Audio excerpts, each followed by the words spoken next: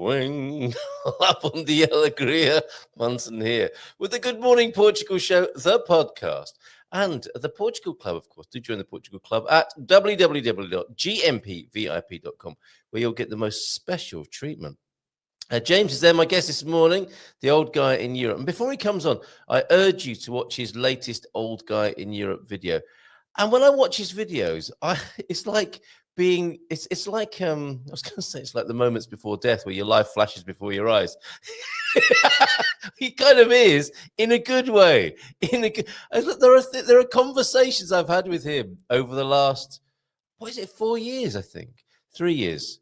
He'll tell me in just a moment, but I forgot having these conversations, and there are some amazing little snippets and nuggets and some lots of wisdom as well that surfaced during our conversations, mainly from him, not from me. And it's a delight to see episode 54, I think it is. So a year of making such videos, many of them highlights from the Good Morning Portugal show and the conversations James and I have had. Today, he is here, and I hope he will share a bird of the month. We'll see about that. But more importantly, in a way, is aging in Europe. He's the old guy in Europe. What's it like to age in Europe?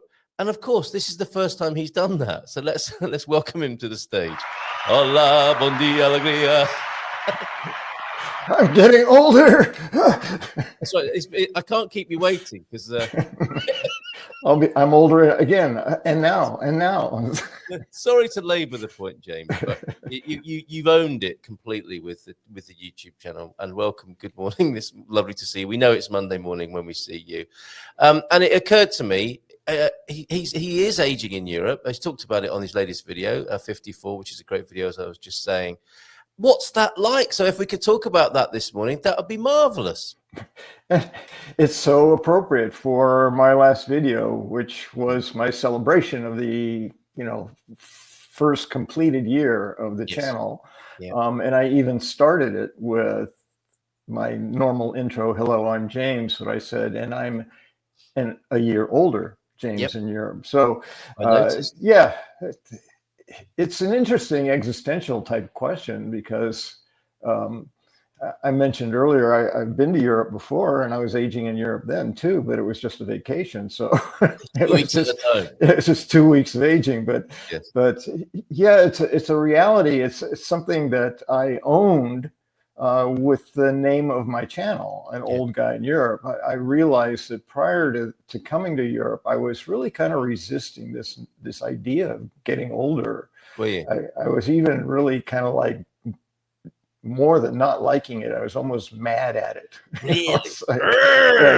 I don't want to get older. It's like, well, okay, suffer around the fact you don't want to, or just get used to the fact that you are, and that's what I do. I notice what's going on, and then I make choices around it. And it's like, well, if I want to enjoy what's left, I really have to let go of this idea that I don't want to get older. So I've been pretty much over that. Well, since before the channel started, but pretty much since arriving in Europe, it was one of those significant opportunities to take a look at your life and how you're feeling and what you're up to. And that was one of the pieces. And I said, okay, well, I'm going to enjoy being an old guy in Europe. And so it's been that way ever since. I've gotten over it.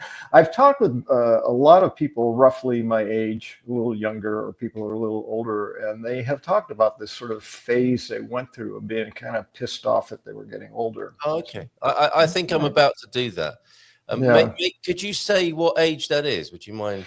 Well, it's somewhere mid-60s, I think, is sort of when you start noticing, and because there's a lot of conversation about retirement at this sort of made-up age of 65, and there's all this stuff about getting older, and I started noticing all these stereotypes, negative stereotypes of aging.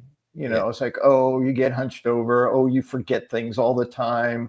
All these things that are associated with age. And it's like that. I think that's why there may be that sort of emotional reaction to aging. I don't know if it's a natural like DNA kind of thing, survival thing. It doesn't make sense to me that way. But there's a lot of social cues that getting old is not good. Old people need to be cast away and put in old folks' homes. And oh man, can you believe it? He's 70 and he got up out of bed all by himself, you know. Well done. Muito bem. Yeah, there are some seriously patronizing things, aren't there? And as usual, like and maybe this is a sign of aging, but the answer to most questions is, you know, it depends. It's probably both. It's probably just not one thing. And there are definitely cues and there are definite realities of aging that, you know, this kind of, there are some physical laws that you're dealing with. And there are there's in that mix, there are unhelpful things that we're doing to ourselves that we might question and challenge. And I think that's part of what you're doing as well with that sort of idea of like, oh, look, the old guy managed to get out of bed on his own, these sorts of things. Oh, well, why not? Look, he's breathing. Isn't that amazing? He's 70 and he's able to chew his food. Wow. You know, that kind of stuff. It's just like, come on. Do you want that liquidized? Yeah. Like, I'm not 100, that kind of thing. Yes. And you just celebrated a birthday, as you said, another year older guy, for the old guy in Europe. And that's what inspired me to sort of talk specifically. There are other things as well. Like tonight, I'm talking to Joy Goldman, the founder of what she called the aging and dying. It's a very specific thing. It's about how to look after people when they are facing, you know, the final stage of this leg we're talking about. And that became living, aging and dying for Amelie in Caldas de Rainha, which is incredible work that she's doing and other people. And I've added to that growing, living, aging and dying, which I suspect you might approve of, to bring to the conversation we're having is, yes, there is an inevitable process. You know, it's like we fight gravity as children, don't we? We grow, and it's an arc, isn't it? Gravity will pull us back into its compass at some point, and that's an undeniable fact, it would appear, looking at all the people who've gone before us. But the quality of that, what we notice, choose, and act on in that, as you might say, is much more up to us than our culture might have us believe, right? And I think the growing part, you're exemplifying that. You know, it's not just about aging and dying. It's not just about living, aging and dying. It's like, what else can we bring to this last bit? And that's why I wanted to have this conversation with you this morning. Well, yeah, and the key to that is growing and living. I mean, that's what we're doing. We have a choice to live or to stop living. And part of that is literal, which is, I guess, the aging process. And the other part is a choice. How do I choose to live? Do I choose to live as I age, or do I give up and just go lay down, and then people can be amazed that I can get out of bed, you know, that kind of thing. Yes. You know, it's like, no. And again, for me, the timing, coming to Portugal, as I said, created this tremendous opportunity to re-examine, not examine so much, but just to wake up to what is my life and what choices do I want to make. It was very clear to me that there was this big new open space in which I could begin to make whatever choices I want. So be conscious about that. What choices do I want to make? You know, I want to be active. I want to travel. I want to see more of Europe. I want to see more of Portugal. You know, I want to learn the language. These are things that all bring me alive, right? That make me feel like I'm living a life worth living. So let's look at what kind of choices we can make around that. Yeah. As opposed to, I think some people, and maybe this is some of the resistance in, I don't know, maybe late 60s or whatever of aging, is that there's this anticipation that things are going to start withering and it's going to become less joyful and less, you know, it's like life is becoming less as I get older and older, and it doesn't have to be that way. And that to me is a state of mind. Now, obviously, some people face physical things that do make that more difficult. I still think you can make the choice to live as fully as possible, regardless of what you're saying. Evidently, some people do that, don't they? Yeah. And I get inspiration from seeing, I don't know, they're probably 60, but they look like they're 90, Portuguese people walking down the street, you know, this gray and with their cane and kind of hobbled over, but they're walking. on their own, right? They don't carrying a bag of need shopping back from the market. yeah. And you'll see them out every evening taking a stroll along the beach. You know, it's like that image used to generate a certain amount of fear. You know, it's like, oh, I'm going to be that old one day. But now it's inspiration. I look at it and say, wow, look at them. And I know they're not like 70 and, oh, look, they're walking. You know, they're probably at least in their 80s, if not in their 90s, and still going and going strong. And that provides inspiration. As a matter of fact, as a frame of mind, I'm just remembering prior to coming for years, when I first started realizing this energy about, oh, I don't want to be a sick old person. I started looking for other examples in the culture. And I started doing this thing where I would see someone who was probably maybe a little older than me. And I would imagine they were 100 years old. And then I would say to myself, that's how I'm going to be when I'm 100. Yeah. Right. To just get this image that I can be healthy and I can be mobile and I can be sharp and I can be all these things even at an extended older age. And I put maybe I'm short selling myself, but I have had this idea in my head for probably at least 10 years that I'm going to live to 100. Well, there were two things from what you just said, and that was one of them. Is that your target? Yeah, well, that's my sort of my minimum target. You know, it's like I don't want to sell myself short, but it's not just the number. It's the state of being at that number. Yes. You know, if I'm 80 and my back has gone out and I've got my organs are failing and I can't get out of bed, it's like I'm ready. I'll be done at 80. That's fine. No thanks. But if I can be 100 and be mobile and mostly able to take care of myself and have people who love me around me, but don't have to necessarily tend to me or take care of me full time, it's like, yeah, that'll be grand. I would love to be able to do that. So if I can have my mental faculties, if they can say I have any at all, even now, yes. You know, and all the rest of it. Yeah, this is the point where I put that ticker tape. Please let us know what you think in the comments. Does he still have his faculties? That's right. Too many. Sometimes it feels I have too many faculties. Calm down. Yeah. Well, that was the first thing, because in the last couple of months, there were you slipping into the conversation. You know, the idea of the visualization of living to 100, and a couple of months ago, when I first spoke to Jeremy College, he's a Qigong instructor who gave us a little, our men's shed gave us a little introduction to Qigong, slipped into that conversation. He intended to live to 120. It's very interesting to this is part of the psychology we're talking about, isn't it? Is where people, if you ask them, it's like the hypnosis. Actually, I remember doing, like, not on hypnosis, but a guided meditation of imagining yourself in 20 years' time. And doing that flushes out the things you're thinking, but don't think consciously, like who are you with, where do you live? And people come back from that visualization like, oh my God, I'm not even in the same house. Or, you know, when I was told to look at the photographs by the side of the bed, it was someone completely different, you know, like crazy stuff like that. And this, again, that assumption about how long we're going to live, it can be played with, can't it? 100, 120. The other thing I wanted to ask you was on the other side of the equation, the cultural stereotypes.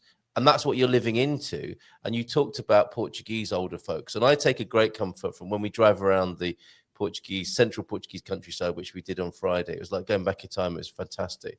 Lovely river beach, Olhos d'Água, on the other side of the national park near Porto de Mos. You see the old folks working in their gardens. And the cultural stereotype for Portugal is bent double 80 and 90-year-olds doing their own gardening still. How is it? I know in UK it's not the same as that. What's it like in the US? What comparison would you have to the people you're seeing on the marginal of an evening having a promenade and old folks in the USA, your native country? Great question. It's like the first thing that's occurring to me is we don't notice. Yeah. And I think there's a resistance to seeing it. We don't want to see old people because we know in our core that we're going to become something like that in the future. So we don't want to see it.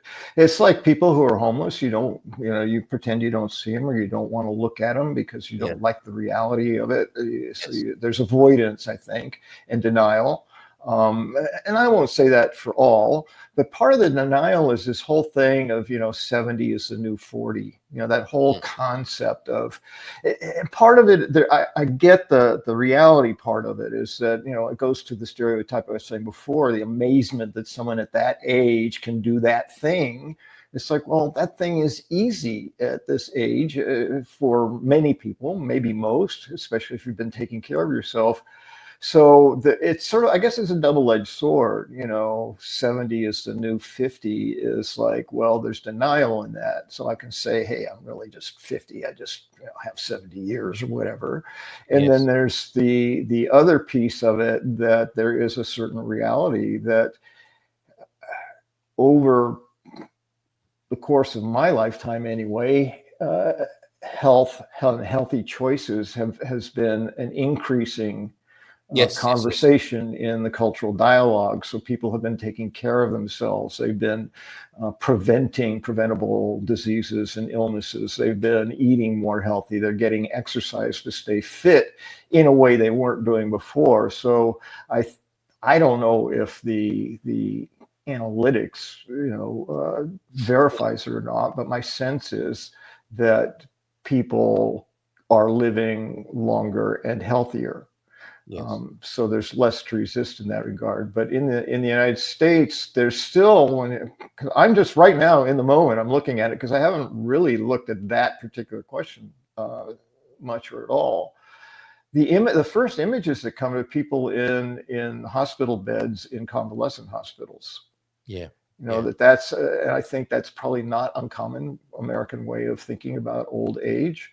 Is that I don't want to end up that way, or that's the way I will end up, or that's the way a parent or a grandparent ended up. I don't want that for me.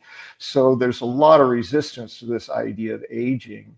It reminds, I'm just free flowing at this point. Now I'm trying to remember the name of it.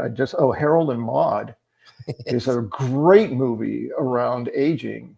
Harold and Maude, because we had a teenager who was pretending to kill himself all the time because he hated being alive, but he didn't really want to kill himself. And a woman who was approaching 80 years old saying, at 80, I'm done. I'm checking out. Yes. And they got together, and it kind of got a little weird because there's sort of this love, sort of romantic aspect to that felt kind of strange. But the concept of Maude was, I've lived a great life. I continue living a great life. I go to funerals. That's what I do. I don't go to weddings. I go to funerals because I watch people who have died. And Harold goes with me because he's obsessed with death too. So she teaches him this great lesson, not intentionally, but just how she's living her life, about what's available to him to live a life and how much life he has left as a teenager. And she's 80. And at some point he didn't want her to go. I mean, he loved her, and she said, "It's my 80th birthday tomorrow or next week or whatever." And he's going, "Well, you're so healthy, you're so alive, you don't." And she said, "No, I made this decision. That's how I want to go out. I want to have a saying. I want to say how I live and how I die, and I don't want to wait until it's taken away from me." I must rewatch this movie. I think I saw it a long time ago, but it sounds like it's worth a review. Yeah, in some way, I don't know, it feels old fashioned in terms of, because it is old. I think came out in the early 70s or late 60s or something. But the message is, maybe as I age and I look at it more, it was much deeper than I experienced it as a younger person. Yeah. Mostly it's like, what? 18 and 80? Ew. That'd be like me and grandma. What? James, I have got an unfinally question, and it looks like we might be carrying over Portuguese bird of the month, so next month possibly. Yeah, well, it's one of the things I forgot because I'm on this monthly thing, and it's like, oh yeah, so I'll put a note. It still comes around quickly enough, doesn't it? The coaches backstage, bon dia, James and Kurt, I agree totally with what we've been talking about. Kurt also backstage. Good morning to you, Kurt, and Bob and Viv waiting backstage to record with me as well. But before you go, so this we joked, didn't we? This is the first time you're trying aging in Portugal and in Europe. How's it going? Can you give us a little bit of a summary and how you feel about it, how it's going so far? Because it's all guesswork, isn't it? It was an experiment. How is that experiment going? Oh, fantastic! Every time I get a chance to talk about it, especially with my friends from the U.S. Who are curious about how's it going, I just love to be able to talk about how happy I am here. Yeah. And for me, that's mostly around the culture. The culture is I've said this before, it's far more suited to my character, my personality than the United States. It's more relaxed. It's more, there's a profound kindness that is sort of built into the culture. At least my experience of that. Certain things that just align with my way of life that were not as easily available in the U.S. So I'm very happy with that. I feel blessed and privileged to be fit, without a whole lot of effort, but there's conscious effort in it. It's like I'm really working to be able to lift a potato by the time I'm 100. That's my joke. You'll never forget that. I can lift that potato. Yes. So there's intention in maintaining that because I love being alive. Yes. So why not make the most of it and do everything I can to keep that going as long as possible? And something about being in Portugal, it just feels like it's easier to do that here. Less resistance somehow. Yeah. So good to hear that, mate. Yeah. So, and the aging part, it's like, oh yeah, end of life stuff. I need to get that taken care of. And there's a tendency to put that off. Do I want to just go to the default Portuguese way where I don't have to do anything and, it gets split up in a very specific way legally, or those kinds of questions. And I think a lot of us put that off. And I know I'm one of them. It keeps being on my to-do list, though. It hasn't gotten off the list, but it keeps sort of staying toward the bottom. So at some point, I know I really need to do something about that. Yes. And then there's concerns about, well, when I do reach a place where I may need more attention, how am I going to deal with that? I'm solo in Portugal. Yes. I have friends, but I don't want them to become my full-time caretakers. That's just, no, I don't want that. And I think Portugal is facing a similar thing as the US in terms of having sort of a more transitional living situation from fully able to fully bedridden. Yes. Where you have that range, so you have a choice of how you can live your life, but you can stay there, make that home, and when you need more attention is available. I think that would be fantastic for the entire world to implement as the population gets older. Well, that conversation, I think, is occurring and developing. And as I say, I'll be talking to Joy Goldman tonight, who started an amazing project in Setúbal. So Portugal Club members can sit in on that. And Amelie was inspired with that in Caldas Rainha. Were these together? We're addressing these ideas from doing the dots, dotting the I's and crossing the T's on the paperwork, the bureaucracy. What happens in later stage and what the emergency plans are. People are coming together to have conversations about this, which I think is helpful rather than worrying about it alone. And that leads into the other part you were talking about of some of the arrangements. I need to look forward to next time now, James, because we need to move on and chat with Bob and Viv, who incidentally, Viv says, Mrs. Palfrey at the Claremont is also very good on the topic, James. I don't know who that is. Does that mean anything to you? We will find out. We'll have a chat with Bob and Viv about that. Your thoughts on this, very welcome in the chat. And it's an ongoing topic of conversation for us. That's what we do as a community. And it will be there, won't it? Because you're kind of funnily enough, immortalizing these ideas. And I'm aging in Europe, so yes, it's a living reality. Aren't we all? Yeah, absolutely. Final, very short piece. I just wanted to say that the Portuguese culture kind of has that whole aging thing addressed by virtue of family being in charge of that. The assumption, the working assumption in the culture is that as my parents age or as my grandparents age, we, the family, will be there to take care of them. For the most part, not exclusively, but that's not available to people who are in country just with their own generation or all by themselves and things like that. That's a very particular thing, and we will continue to talk about that and address that. But that's a really good and interesting point, a sobering one as well to close on today. But as we know, it's not the end of the conversation, and we'll see you again next month, and we may talk about it in between times at the Portugal Club. So have a great month, James. Muito obrigado. I will. And see you. Até a próxima. Cheers, mate. Bye for now. Ciao, ciao.